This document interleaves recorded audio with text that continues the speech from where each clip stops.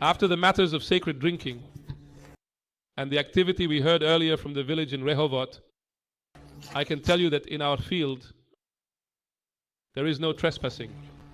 There are 7.7 billion non-Jews waiting for us. No one will say, I was here first. No one will say, I will send my leaders to you. Everyone can do it. Everyone is obligated to do it. And with God's help, we need to act. In this matter, using all tools, all means. At the beginning of the evening here, at the start of the day, they talked about WhatsApp. Each and every one needs to think about how to truly promote and push the topic of the 7 Noahide laws and so on. We really saw the interesting activity here with the Arabs. This was after the gathering on the 3rd of Tammuz. It was a bit before Operation Protective Edge, and then Ayub Kara declared what he declared.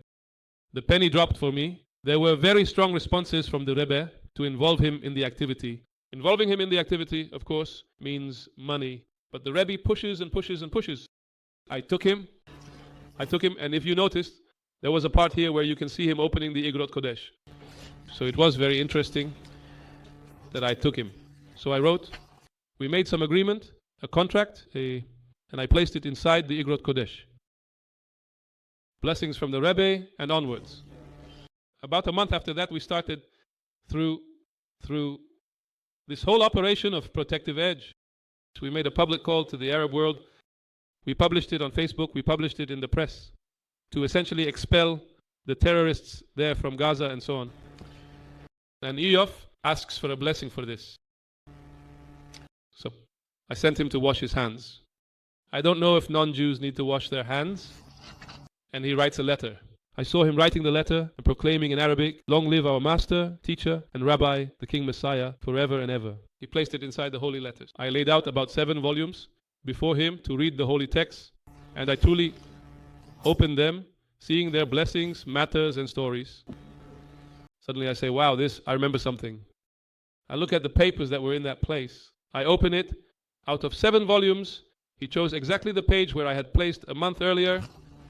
I placed the letter, my agreement with him, on the activity of this topic of the 7 Noahide laws. He saw it, he went crazy. He saw such a revelation of divinity here. It was very, very special. And indeed, we reached several very interesting things from this, with his activities during Sukkot. I invited him to the Sukkah, and not just him, but I also invited a few more sheikhs, because usually in such meetings, you don't get to talk much. So we brought him to the Sukkah, and I started explaining to the sheikhs about the 70 bulls and all the matters of Sukkot related to the nations.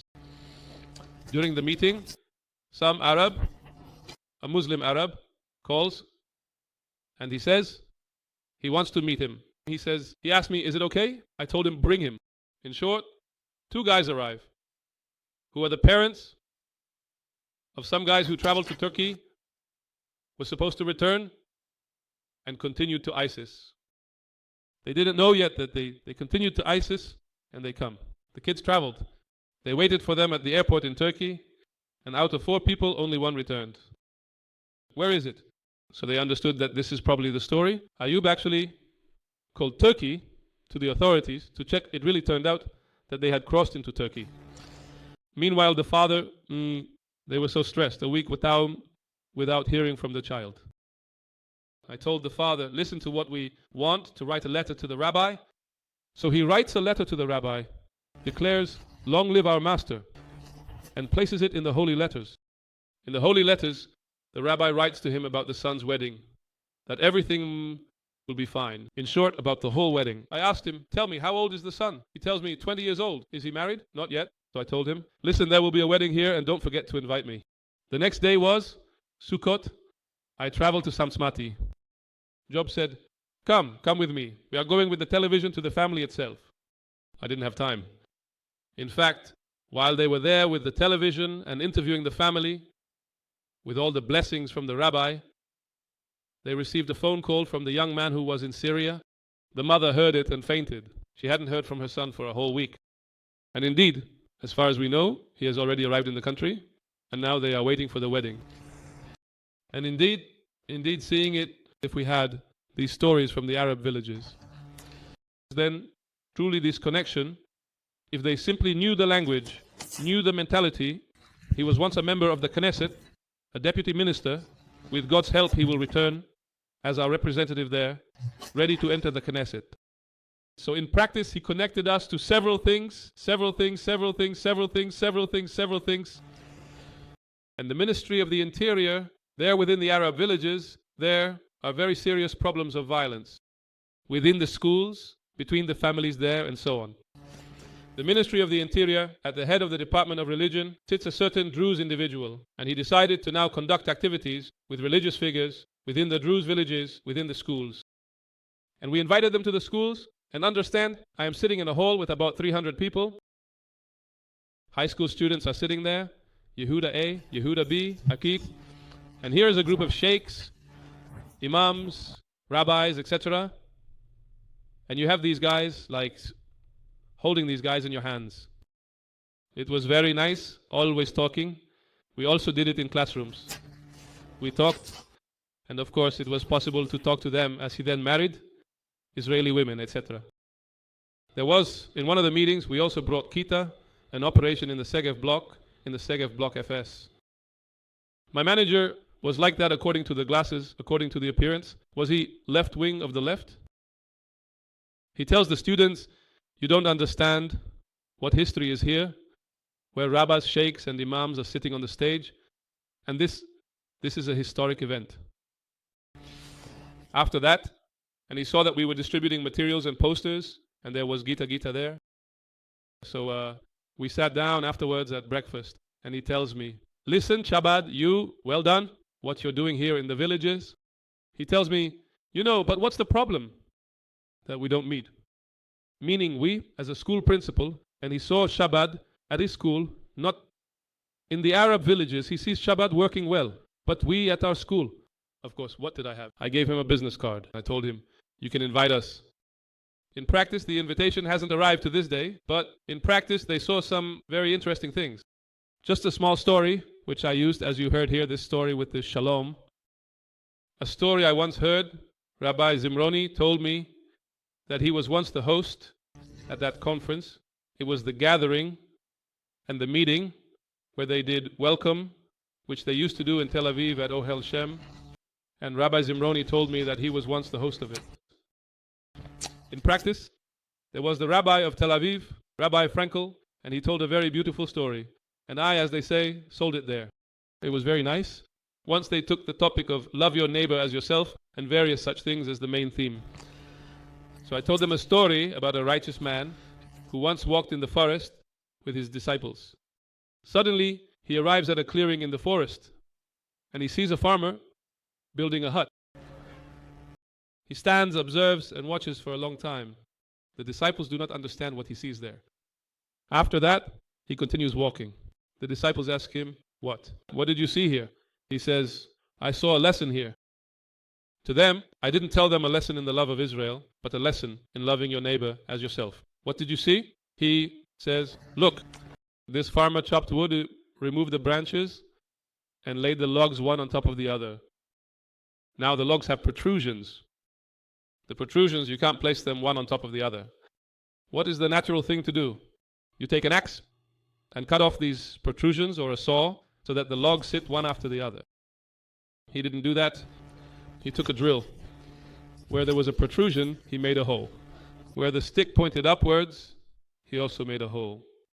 And then, for those who understand a bit of technical work, when the log settled on another log, the sticks were interlocked. It was much stronger, much more connected. So that's it, he said. That's the essence of the teaching in love your neighbor as yourself. I said, look, every person has things that aren't good. Every person has some. What's the first thing we want? To take an axe and cut it off. The teaching is to make a hole in ourselves, a space, to absorb the other's not so good parts.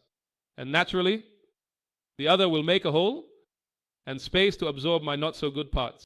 And that's how we unite. You see, it's a story that doesn't, how do you say? It's not a religious story, but you saw that they were very, very enthusiastic about it and about other things and more stories, many things from the Torah about love your neighbor as yourself and so on, and all these matters. So it was really a foothold.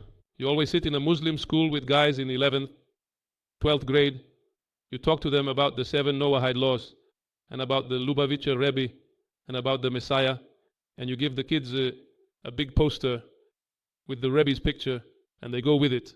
It was invigorating. It was truly, there was a very great sanctification of God's name there. And we really gained a significant platform in this area. In practice, there is currently, and we saw, and one of the Druze who worked with us told me, he says to me, pay attention, Boaz, where we operated in the villages, from there no stones were thrown, and they didn't act or do anything. So I kind of took it, how do you say, seriously. And towards the end of the class, I was caught with a large quantity, about 40,000 brochures in Arabic, and another 200,000 cards. And we are actually now conducting an operation to calm the area, so to speak. We are sending these brochures through Israel Post. Here within the Green Line, it can be sent. For those who want to know, it costs 16 agarot per page, up to 100,000. And we are sending it to the Arab villages. Keep in mind that about 280 shekels roughly covers a village, because 280 shekels provide about 1,700 to 1,800 brochures. Note that in each household, 4 or 5 people will see it. Multiply that, and you already reach 7,000, 8,000 people. So anyone who wants to and can take action, take responsibility for a village, an Arab village, we can, with 280 shekels, send the brochures and send and act with God's help to calm things down and bring peace to the area. And you can clearly see that these things are having an effect on the ground. They are working, and with God's help, we will continue to succeed. Long live our master and teacher, the King Messiah to Uman.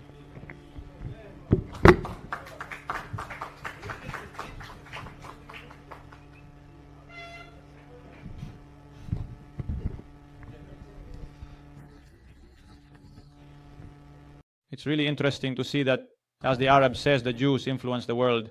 There are those who think that what they see and hear in the media and the news starts from there, but it becomes clear that everything starts from here, from here, from here, from here. And to your great interest, we are now surrounded by the whole topic of the atom, Iran, and so on, and Netanyahu is giving a speech, and so on and so forth. Regarding the discussion about the atom, regarding the atom. Indeed, foremost regarding the atom. Indeed, he says regarding the atom. Indeed, he says regarding the atom. At the moment, the Rabbi says that in the atom there is immense energy. And when immense energies are released, indeed, he says that spiritually, this fills, it can make the atom create a great commotion worldwide spiritually. Indeed, he says that when you see that red button that even a child can pressing it, can immediately activate this atomic bomb. This is what we learn, that action is the main thing. Indeed, he says that spiritually, this atomic bomb can move the entire world. In this case, indeed, he says to look at the whole world, to understand their principle. Indeed, he says, this button, which is 7 commandments for the children of Noah, and the Torah's instructions regarding Jews, indeed in the teachings, they receive the 7 blunt ones. So we need to understand that this is like when this button and the whole world is engaged in atomic issues. So this button is the Everest for the children of Noah, which needs to be activated and pushed and pulled so that it truly works for good and to cancel all the issues of upheavals. Thank you, thank you, thank you.